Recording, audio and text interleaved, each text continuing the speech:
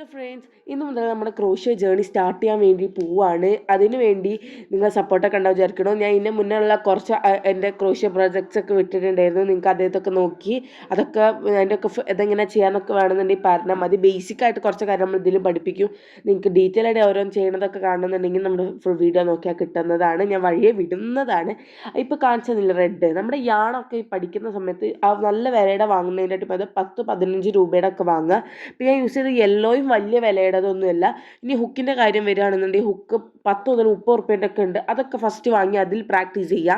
പിന്നെ നമ്മുടെ വലിയ വലിയ ഹുക്ക് പോലത്തെ നോക്കുക. പിന്നെ അടുത്തത് 3.5 mm ഉള്ളതാണ്. പല സൈസ് അവൈലബിൾ ആണ്. ബേസിക് ആയിട്ടൊക്കെ പഠിക്കാൻ 3.5 ആണ് നല്ലതെന്ന് എനിക്ക് തോന്നുന്നു. അപ്പം ഇത് ഇങ്ങനെ ബേസിക്കായിട്ട് ഈ ഒരു യാണ് പിടിക്കാനൊന്ന് നോക്കുകയെന്ന് വെച്ചാൽ നമ്മൾ ഈ 4 വിരലിൽ വെക്കാം. 4 വിരലിൽ ചിന്ന വിരലിൻ്റെയും മറ്റേ റിംഗ് ഫിംഗറിൻ്റെയും നമ്മളത് ക്ലോസ് ചെയ്തിട്ട് നമ്മുടെ മറ്റ് 2 ഫിംഗറിൻ്റെ ഇടയിൽ കൂടി എടുത്ത് അത് മുകൾക്ക് കൊണ്ടുവരുമ്പോൾ നമുക്ക് പിടിക്കാനുള്ള രീതി കിട്ടും. ഇന്ന് നമ്മൾ മെയിനായിട്ട് പഠിക്കാൻ വേണ്ട സ്ലിപ്പ് നോട്ട് എങ്ങനെയാണ് ചെയ്യാമെന്നാണ്. ഏറ്റവും മെയിൻ ആയിട്ടുള്ള സംഭവമാണ് ഈ സ്ലിപ്പ് നോട്ട്.